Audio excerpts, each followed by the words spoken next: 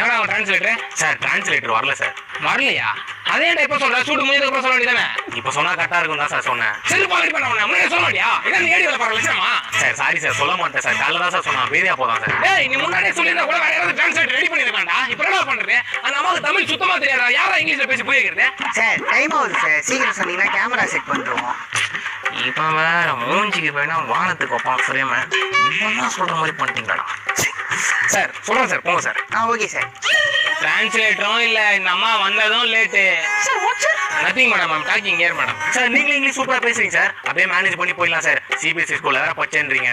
ஏய் தேவலாம் பேசாத. நானே எழுத்து கூட்டி போச்சு தான் பாஸ் ஆனேன். சரி விடுங்க சார், எனக்கு கொஞ்சம் இங்கிலீஷ் தெரியும் சார். பாத்துக்கலாம் சார். டேய் நான் பாத்துக்கிறேன் சார். டைம் ஆகும் சார். சீக்கிரம் சொல்லுங்க சார், போயிடலாம்.